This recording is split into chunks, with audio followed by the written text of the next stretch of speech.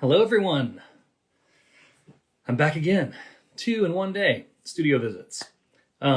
This afternoon, we're going to be talking to Noelle Phares in Denver, um, which is interesting because both Debbie and Noelle were guests on the podcast early on, and it's fun. We're getting to check in with them again today, a few years later. I think maybe it's been about 2 years ish since I talked to Noelle last, at least in depth. So I'll get her on here and we will figure out how things are going for her. And she has a brand new studio, I believe, um, that she's going to show us around. So let's see. Hello, everybody. Oh, hey, Noelle. Hey, it's acting. Can you see me yet? I can see you, but there you are. Hi, how's it going? All right. How are you? Good. Long time no talk. I know it's been a while. Um, you've been super busy though the whole time. Yeah. Yeah. I mean, year obviously behind us, but I don't know. There were like some big minuses just in terms of art stuff and obviously like exhibition dates and all that, but there were also Yeah. really big pluses just in terms of my practice and kind of how I sell art. Mhm. Talk about that at some point if you want. But luckily, I think the best thing about just how wildly different this last year was just I had a little more bandwidth to think about my studio, which Mhm. we basically worked on for almost 14 months, and it Wow. was just about done. So I moved in. I'm really That's excited. so cool. So it's a space that is for you to work, but then also you have some other spaces to provide space for other artists, right? Yeah, yeah. So we basically I'll give you the whole tour. I'll try not to be obnoxious because I'm like really excited about it, but I'm really excited to see it because from what I've seen, like it looks beautiful and full of light and modern and awesome. yeah, it's been really nice. Yeah, so I wanted to build kind of my dream space, which like who doesn't? But to do that, we're like, well, it's gonna be really expensive. How can we try to offset, the costs for just, the construction itself and then also just ongoing costs. You buy a building, there's a mortgage payment. So we bought an old ass building that we were able to just kind of scrape, and we built out three, like they're totally separate but three additional artist studios. That it's awesome because they aren't like fully filled yet, but just those payments will like help us cover the costs for sure going forward. But it's also just going to be really nice to have some more artists around because I've been working from my home studio for the last um, I don't know, 3.5 years. And I don't know. Do you work from home a lot, George? Every day, and It's kind of old. I don't know. I mean, I think I outgrew my home studio probably about years ago. You were probably when you were there, I'd already sort of outgrown it, but you take over the rest of the house a little bit. totally took over the rest of the house. But I think my entire garage was. Oops, I gotta put this baby on silent. Here we go. Yeah, so I had a bedroom in the house that I turned into my studio. You saw Mm-hmm. that. And then basically our entire garage is full of my art crap. And then our whole basement, which is like the whole footprint of the main house, because it's Colorado, we all have basements. The whole footprint of the basement was like pretty much full of my art stuff too. So my poor, who's wonderful, she's here, so you guys will meet her, but Laura has basically been like working away in my basement for the last 6 months. And then, Rachel, who also works with me, and Abby before that, they just were like working in the living room on a table there in the basement. And it's just, and then like all the storage stuff in the shed is just really hard to do it at home. So we built this place. Have you moved? Have you moved your practice in there yet or not? Yeah. Yeah. Yeah. I started moving that stuff in about 2 weeks ago. Well, I'll show you all the custom stuff we did. So we worked with a whole build and construction team, build 3, which I think I tagged on just the post I put today. And then ArcDen is a Denver-based architect, but We worked with the whole team to do the construction stuff, and they helped with some of like the custom build out inside. But you know, a lot of this stuff, just because I have a big part of my art thing is, you know, my print business, and discovered over the last 2 years that when I'm moving as many prints as I do, like I need a lot of kind of custom infrastructure for like organizing prints, and there's just always and framing. Shipping and yeah. So I think the hardest part about just thinking through the build out for this space was thinking about how to organize everything functionally for myself, to be able to move stuff in and out a lot, and you know, have enough surface area and whatnot. Well, can you show us around? Yeah, totally. So we'll You've got my like designer brain going, and I really want to see some stuff. cool. We'll go outside. We're still kind of working on the outside, but so we're out in Lakewood, Colorado, and I'm bringing you out to the front of the building, which we haven't started yet, but these are kind of our three. There's actually, we have some floral designers in this guy, but these are our three rental studios out front. Our front drive is a complete mud pit right now because we just had to rip the whole thing up, and it's just, you can't pave with snow, so it's been really fun. But these are rental. Oh wow! You've got exterior entrance. Yes, we have for each one. And bathrooms for each of these, which is awesome, especially for COVID. Amazing. I'll grab the keys and bring you guys into one of these. But my space is in the back here. We have like this nice little river kind of going through. But this is my space. So it's great. They're all separately addressed. Just put in my garage door this morning. That's really nice. For like loading in big stuff. You know what I mean? We'll kind of go in the front door here. So it's not retail space, but I do have a lot of people come do studio visits. So I did kind of design like some very nice space for sort of a loungy area. So you guys, I'm gonna not show these paintings too much, but basically here's my studio. So you can see paintings. Yeah, we'll show the paintings for this show a little bit, but I'll walk you guys through everything. But this is my painting area in the back. This is my little like kind of that picture up the other day. I was like, oh, that's awesome. I wonder. It's really nice. Yeah. So we did skylight. We did skylights everywhere. There's 3 big skylights. There's like a ton of light. It's really nice. And then this garage door opens and just gives it's kind of just like a really nice footprint for like loading big stuff in and out of the space. That's kind of nice because it lets a lot of light in too, and you know, painters need a ton of light. Diffuse light that way. Yeah, exactly. So, and then there's Laura, and I'll walk you guys through our like workroom back there. I didn't tell her we were doing this today, so she's like, "Well, he could have told me, so I could have like dressed for the occasion." Sorry, Laura.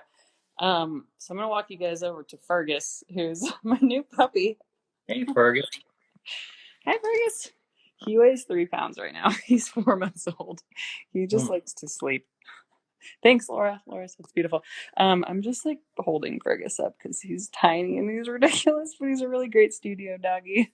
Oh, he's like, so I've been for Christmas I got some like UGG slippers. Yeah. I was walking around in them the other day and I was like, I really like these. It feels like I have my feet on a really fuzzy, soft dog. Fergus, earmuffs, buddy. No one's gonna turn you into Uggs. Yeah. I totally get that. He's insanely soft. He's awesome. So yeah, he just kind of chills in here. We're like still working on training, so I just try to like not let him run amok too much because he pees on the ground. Yeah. But my whole thought with I mean, I am one of those people. I mean, I'm usually up standing, painting, and I'll show you guys that stuff. But when I'm like doing computer work, I often like to be like sitting on a nice couch or laying down. I'm like one of those people who likes to lay down when I'm like working on my computer. So I definitely wanted to put that kind of an area in here. And then I have a lot of meetings, like people who are coming to talk about art and see art. So, you know, we hang out here. So I'll walk you guys back here. The other, you know, we really wanted a big utility sink. I work with all sorts of different paints, acrylic, oils, squash and stuff. And, you know, it's really critical to have if you can, these are all like super nice to have, but just a big ass utility sink that can just, you know, you don't want to dump your turpentine down there, but right, that's pretty nice to have. So still haven't done some of the finishing touches, like putting up some racks and stuff here, because I'm always like, I'm a really messy artist, so I like to throw my brushes everywhere and like rags and whatnot everywhere. So I'd like to. I've been trying to think through, like, how do I build a home? Here, I'll flip this for a second. How do I build like a home for all my stuff to live so that it doesn't just like accumulate all over every surface? It looks like you're really trying to be super clean and organized and whatever with your space that like accounts for your I'm trying. feels nice. Say that one more time, George. I said it looks like you're trying to organize things and put things together in a really smart way so that you can be messy and it still feels nice. That's the right way to put it. Yeah, I'm like one of those people who's naturally like tornado disaster, so I have to like build really convenient solutions to be able Yeah. to like stay organized. Yeah. Yeah. So, anyways, here's my. This is funny to show you my bathroom, but I don't know. We kind of like built out. I just put that plant up. We kind of built out this whole place to be. If we ever sell this building, I love fire clay tile, so we did some cool tile in here. We kind of built it out to where if we ever sell it, this could be like a whole standalone apartment kind of thing. Mm-hmm. I really love Jeremy Miranda. He's a painter, so this is the temporary home for my original Miranda. Do you know him? I don't, but I like it. He's really good. It looks reminds me of a Austin artist, Patrick Puckett, except he's Oh, more. I'm obsessed with Patrick Puckett. Yeah, Same greens. yeah, he's Totally. So yeah, just utility closet again, just places to like throw all my junk. So I also, when I go to art festivals and stuff, I like to make my setup something that can be at least somewhat reminiscent of like the finishes in a house, so that when the art is up, it kind of helps people envision how will this painting look in my house. So good idea. Yeah, what I was rather thinking a little bit here. thing. That's not how people put paintings up. No, I mean, yeah, the pro panels, carpet walls are really functional, but like paintings don't live on carpet walls in houses. So when we were thinking through the finishes for the studio, I'm going to show here somewhat regularly too. So it's like, let's, at least make some areas just kind of reminiscent of what a decent finishes in a home would look like. That's also, when I'm painting, I think a lot about what pieces will look like in a house too. So it helps when I'm looking around, like, oh, what are kind of the colors I want to pull out in pieces. So we built this kitchen, which I'm going to spend a ton of time here. So I do use the kitchen, but here's the kitchen as of now. It's like really lovely. Yeah. In my opinion. I do a ton of small works just kind of as I'm painting big pieces to play with, different materials and different palettes. That one with the saguaros. Yeah, this little guy. So these three actually, these and a number of others, all these ones on these little raw linen pieces I'll sell when I do an opening here, I think late next month. But these are all pieces that I painted while I was playing with this new material before painting the pieces for Ear Show that opens on Friday. It's what kind of linen is that? Sorry. It's St. Mary's. It's just a beautiful cotton canvas. I don't know. It looks more like linen. It's technically a cotton canvas, but I'll just when I have new material I'm working with and I've not really painted on, those are the pieces over there, which I'm not going to get too close to them because I haven't really shared them yet, but I'll often have my stretcher, I'm going to come over here, give me like scraps of the material so that I can rip it up and see how water is going to behave on it. And I wasn't sure if I wanted to do a bunch of gouache on these pieces. I was thinking that I would do some like ink and really light like watercolor and gouache washes. And so I got a bunch of sample stuff just to see how it behaved on the surface before I had them stretched. So that's what a lot of those studies are. So you just mentioned you have your stretcher send you some samples. Do you have like a stretcher in the Denver area that you work with to stuff? I still, for my panels, I got a guy for my big panels, but for canvases and linens, I still just buy most of them from Meiningers. And the guy, his name is Pat. Pat at Managers in downtown Denver. He's a really great stretcher, so he can custom stretch anything. He does a really good job. So I'll go. I mean, I custom order from him a lot, and I'll just have him either send or just let me like take some sample stuff with me. Yeah.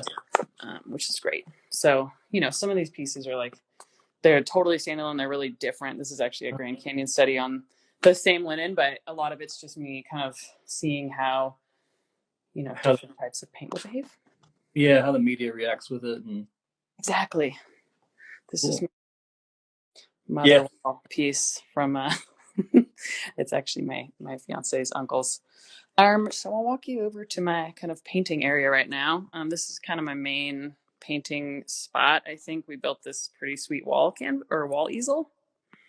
Oh wow, that's awesome. So that's pretty sweet. My fiance Taylor he's in tech, but he has a degree in sculpture. It's kind of it's really out there. But his whole thing was furniture making, so it's so amazing for me because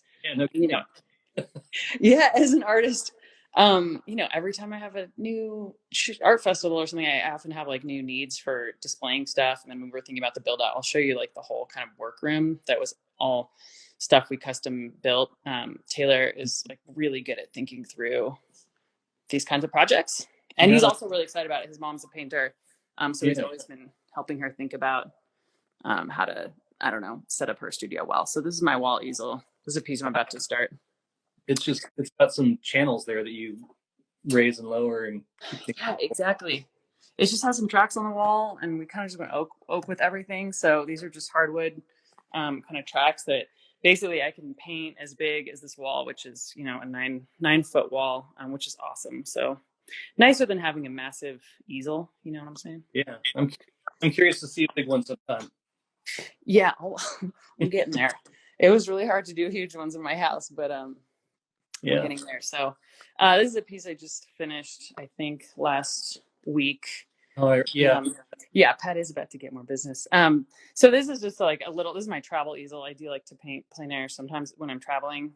But right now it's just like a nice portable easel for the studio. I work with that at home too sometimes. Mm-hmm. But a little bit of a rain motif carrying over to that one. I know. I can't help it, George. It's like been in my mind. I've been doing a lot of arches lately. So this is my old drafting desk that I actually, until I moved here, I used to, like until now, this has a front that can go almost vertical. Mm-hmm. So I attach a bar to the bottom of that, and this is where I would paint my big canvases too. Okay. Which was great. It's like a 1950s drafting desk, super sturdy. People ask me all the time where I get it. I don't know. It's from the 50s. I got it from my artist mother-in-law, but the only limiting thing there is I also really like to be working on small pieces at the same time. These are actually more pieces of that linen. Mm-hmm. So it was the constant game of, setting up, and I could paint basically one thing at a time. And I do like to think about painting in series. So it's really nice. I now have some really great areas to paint big pieces. Spaces to bop from one to the other. That's cool. Yeah. So here's kind of my, any artist, I think, realizes that being an artist is a lot more than just painting. I spend probably still at least 30 hours a week just running my business. Yeah. So it's just desk space for that over here, which is nice to have it next to all my painting stuff, because I do often, a lot of it is like retouching on Photoshop, my high-res images for what I pull prints off of. Yeah. So it's kind of nice to have those next to each other. Mm-hmm. And then like what these days, what percentages do you think prints versus in terms of like revenue or kind of volume? Either both. I'm not sure. I would say I won't share my numbers. I don't feel like numbers, but I would say that 70% of my business comes from, probably maybe closer to 80% is related to moving prints. Wow. Yeah. Which is great. So I probably painted about 45 pieces last year. Mm-hmm. The range full scale big paintings just down to studies. This is iced tea. It's not whiskey. Yeah. And from those, I sold a lot of prints. So one from each. I don't run prints of studies, but I do run prints of pretty much all my full scale original. There's some exclusivity agreement around it for Yeah. but yeah, a lot of my print sales come from Etsy, and so that's kind of what this whole I'll walk you through our like workroom back there. But that's a lot of what Laura helps me with is packaging prints, shipping prints for like all the online order stuff. But then we were 20 different retail shops too, maybe a little more than that, and that's all prints. Gotcha. So that's like wholesale prints to like nice, boutique-y, like home design-y shops. So that's a lot of time just packaging prints, moving prints, shipping prints. So yeah, that's a lot of the business. Okay. But it's just so that when I'm, spending 6 months painting for a show, I'm still able to like pay my rent, pay the mortgage. Yeah. And then those, pieces that you're making for the show will turn into prints eventually. Totally. And, I think the best thing about that is that, originals are expensive. Mm-hmm. Not everyone has the budget for it. So it's awesome to be able to share the art with like a much wider group of people. Definitely. Yeah. So I think the key there, I think people ask, I'm sure any artist who sells prints gets asked this a lot, but like, how do you make your prints? What's the whole process for that? And I'm always really stingy about sharing like who my partners are for that. Cause it was, it's a big job to find like all the right partners for photography and printmaking and all that. But I did spend a ton of time a couple of years ago, like finding the right art photographers and then finding the right printmaker and all the right materials. It makes it. Yeah. Oh, Javon Lee's on here and has a good question. Yeah, I see it. Hi, Javon. How do you handle collector resistance to prints? I ran into issues with perception of devaluation of originals. Totally. And I've had that conversation with galleries too, because I pretty much won't show with a gallery who won't let me sell prints of the work. Yeah, can I jump in here too? Sorry. Go off. Javon, I think that maybe Noelle came at this from doing prints originally. Like it's just like you were doing prints almost right off the bat, and that became like your main business, right? That's true. And so it's like to get in the gallery has to say, okay. Yeah, it's just a non-negotiable. But I totally get it. I mean, Javon, your question about, does having prints out there in the world devalue the original? I've had that conversation particularly with, a couple different gallery owners and collectors of the originals. And I've kind of just not allowed much room for the thought that they do devalue the originals to breathe. I kind of just immediately take the stance that, having reproductions of the print out there ends up, I think, increasing the value of the original work because it allows more people to be aware of like who the artist is and what the style is. And it makes the original for sure more unique. There's one original and I don't even do limited editions of prints. There's God knows how many prints. So I've had collectors ask like, oh, is my original gonna be worth less? If there's 100 other people with prints of it. And, I just take a pretty strong stance that I'm pretty sure that if I didn't sell prints of my work, I don't think anyone would know who I was. So their original would be worth nothing if there weren't prints out there of my work. That is a great way. That's a great way to think about it. I mean, and I think that you're right. Like there's huge awareness like built from people having prints all over the place, and everybody goes in somebody's house and sees a painting they like, like in a print form, they're like, who's this? Totally. And like the value of art is so subjective that things that put value behind art are just really ephemeral and they're not really fixed.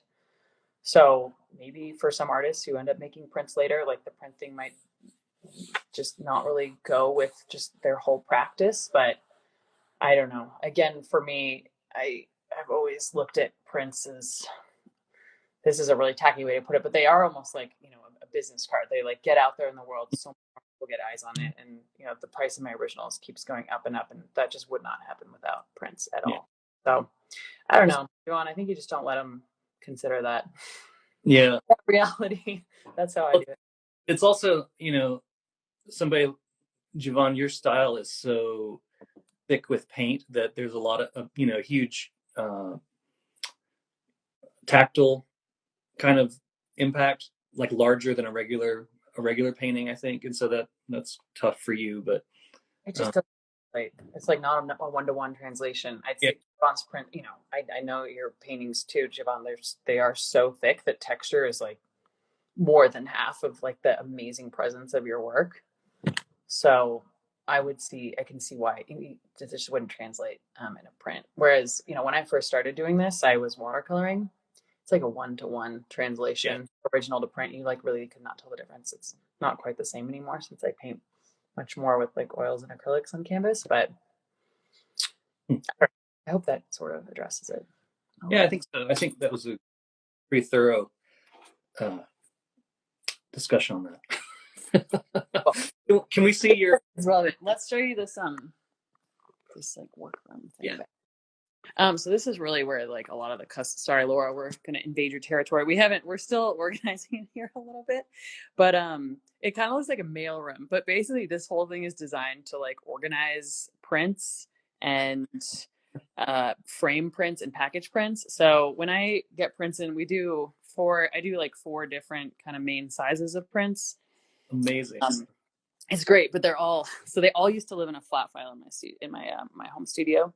Mm-hmm. And the amount of time that Laura had to spend just like, for each size, I'll have, 80 different prints or something, and, many of each. So like to find a print to like pull out to ship for an order, she was like sifting through a bazillion prints. Now, when we thought through this, I was like, they have to be alphabetized, excuse me.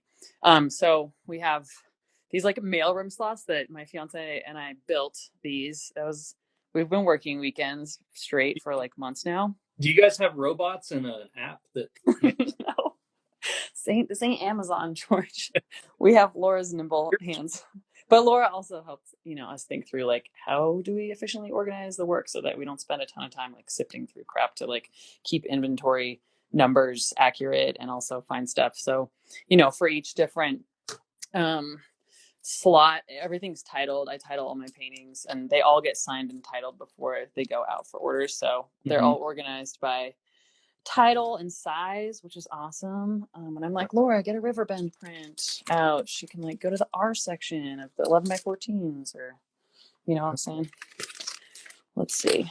So that's really nice. So basically, when I first get them in, they get taken. My printmaker he doesn't live here, so we get them in. They live in these like racks unsigned until I sign and title everything by hand. And then when they get packaged, they go over to these big ass drawers over here, and we package everything with backboards and clear bags and stuff. So then they get re-alphabetized as like packaged prints. So here's the A section, giving away all my organizational secrets, but this is the Alchemist. Yeah, I mean, alphabetization is probably not You don't proprietary. think this is exclusive? That's true. But I do, Totally. Noelle, I do think you are blowing the minds of how many artists see this. Well, I don't believe in wasting much time. I don't. So when I do an audit of like how our time is spent, and that's my time painting, that's my assistant's time, shipping, packaging, print, framing, all that stuff. We just thought through like any other business, really, like what are the pain points here, and just business ops. And actually what's really funny is my fiance Taylor, to bring him up again, he's at Tbriz on Instagram. He doesn't really use it, but he's like the CEO of his company, and all he does is like solve big structural challenges in his business. So when I have some kind of a challenge to solve just organizationally or structurally, it's really nice because we can sit down and like talk through what a solution would look like, and then he's somehow scrapes together the time to like help me solve those problems on the weekends, and then we implement. So good partnership. Yeah, it's great. So we've got like the elementary school cutter here because we cut a ton of backboards, and then we haven't really like filled this stuff out necessarily, but all like a bunch of framing supplies. we built these. We put this lovely butcher block surface on top of all of our workbenches. Just you need really big. You go in any like framing shop, and Laura's a great framer. She frames most of my work these days, but you need really big surfaces to frame efficiently. So we did that. And I've got these great like canvas racks up here. Cool. And I'll take you back to my like storage shed too, because it's kind of impressive. Unless you need to bounce. Do you need to go? I think I can hang out for a while. Okay, we'll just do a couple more minutes here. Keep the rest of the space. Okay. The storage, and then also like the artist studios. Oh yeah, we'll do that. We still have one that we haven't rented yet too. So here's the back of our building. We haven't put fencing up yet. It's still kind of a mess out here, but this shipping container is just storage for more of my stuff. There's no lighting in here yet, but it's just a shipping container. But it's just like racks. It's like a storeroom back here. So that's great. It's basically, we kind of designed it to where it's really messy right now. We're still working on organizing, but we kind of designed it to where, all the backup stuff could live in here, and then stuff that needs to be on hand for what needs to be done that day that goes and lives inside. Cool. So we'll go back in, then I'll show you some of the other artist studios. What an amazing space. Congratulations on Knocked Out. And I mean, I think if there were a contest for art anal organization. Yeah. Thanks, George. And there's Fergus just chilling. He's like the best studio dog. Oh, here's like really quick preview of some of my skis that are coming out with a super cool company in August. Haven't really shared those yet, so. All right, so we'll go outside and hit up one of these studio spaces. So we're in Lakewood. It's about 15 minutes from Denver, and there's an art scene out here, but not a huge art scene. So I'm really excited to like put some art studios in here and get some other painters. We're still dealing with like structural issues out front with the parking lot, so we haven't filled these spaces yet, but we will. So we vaulted all these ceilings, put in like track lighting, skylights. They're about 18 feet high, I'd say. And each of these studios has utility sinks, again, just to throw all your stuff in, and they have separate bathrooms. Super great during COVID. Yeah. And then they each have like these storage rooms in here, or let's see, or they could be like office space, whatever, your desk space. But yeah, so these turned out really great. The light is amazing in here. That is, and they have these loft spaces for storage. That's south, so just so much light. Yeah. So much light. It's really nice. Cool. I think that's the tour, George. That's, you got like, each space has its own like mini split. Say that again? Each space has its own mini split. I guess, is that heat or AC or both? Oh yeah, they have their own heat and AC. I like to work in like 80-degree environments, so I don't know. I think like temperature and light is, if you can control it, it's awesome. You'll control your own temperature and light. So we had to like scrape this whole building. So we're like, let's put in the things that we want, that I think any artist would really like to have, or any workspace. Good light, your own bathroom, your own access. I don't know, and like something that's aesthetically pleasing enough to where you could show in these spaces if you wanted to. Yeah, I think that's a really good consideration. I just had a question for you, and I forgot. Wait, lastly. Yes. People are always like, what's up with the Talenti jars? It's like my favorite hack. I just, I don't like using any paint straight out of the tube, really, almost ever. So I do a lot of like pre-mixing of, some of my favorite colors in other containers, store them. Cool. When I'm like working on a new big piece, I'll often like kind of pre-mix a lot of like the main shades that are not right out of the tube. And these Talenti jars just stay shut for, they stay good for so long. And these are just acrylics. You can do this with oil really, but I just keep these in here. It's awesome. Cool. It's a great hack. And a lot of gelato. Yeah, it's like an awesome excuse to write off my gelato. That was my question. So when you said you like stripped the building, did it go down to like the cinder blocks and like a semblance of a roof or what? Yeah, we went down to studs really. So it was cinder blocks for most of it. Yeah, we really replaced everything. It was an old building. It was built in the 50s. It used to be a gun shop of all things. I'm not very into guns, so we had to really erase any kind of evidence of that. But just the footprint was great for us. It's about half a mile from my house. I like to paint at like 3 a.m. all the time, so we wanted something. It was nice about working from home. I could paint till whenever. So to have an offsite studio is really ideal to have something really close to home. Yeah. So again, kind of what I brought up from the beginning, just being able to sort of help cover costs for a space like this, just having rental space here. Yeah. The footprint of this place was great. It was just old, so we replaced plumbing, electric. We really replaced literally everything except the plumbing, which then we ended up having to replace, which is why the parking lot's like a mud pit right now. Sure. Yeah, I mean, I'm sure there were numerous challenges, but it seems like a good example for artists to think big. Yeah, I think that's Go. what we do with this. I think, you don't like, not that growth in terms of like being an artist, you don't have to think about it as a business, but I like to think, well, I'm not a big believer in really solid long-term plans because things always change, but having big visions about like where you want to go, Yeah.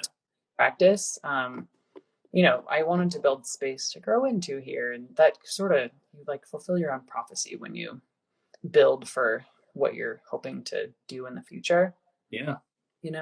Make space for it. It's good. Nice. So I don't know. You always need more space than you think too, I find. Yeah. Well, I mean, yeah, part of that is probably like whatever the law is, like the fluid dynamic law, something like well, no, that's not fluid dynamics. That would be like it would just take the shape. But like or Yeah. no, we'll expand to take up the space that's provided. 100%. And every gas will. Yeah. Which is Not so much fixed density there, but yeah. yeah. Oh, you're totally right, George. So I don't know. There's room to grow here. I love to, meet my collectors in person, and Yeah. a lot of people even who want to buy prints who like want to come see stuff in person too. So it's pretty nice to have a space to be able to comfortably have people to show them what I'm working on and what we already have to offer and stuff. It helps. Great. Well, awesome, Noelle. Thank you so much for around. What an amazing studio. So fun to see, and love the way that your work's been progressing, and thrilled about these two pieces you have in rainbows. So Cool. Okay. Lots of check boxes. Good job. It was really yeah. Someday I'll see your workspace, maybe. Yeah. My workspace right now. What's behind you? What's that? What is behind you? Is that a paint wall? That was me losing my tripod. Behind me, this is oh no, that's. Oh, cool. That was my office. Behind me, I've got. It's just like a big sort of background. I started a painting and didn't finish it, and it became a background for my Instagram live. Got some artwork over here. Melanie Thompson, Victoria Gilmore, first plein air thing I ever did. Oh, cool. House that I did, and then my son. This is really a crazy thing to try and do. My son's painting. That's awesome. And then over here, I've got I should turn on the lights. Luke Anderson. This one's going to be in a show that he's got coming up. It's called Strobe. Beautiful.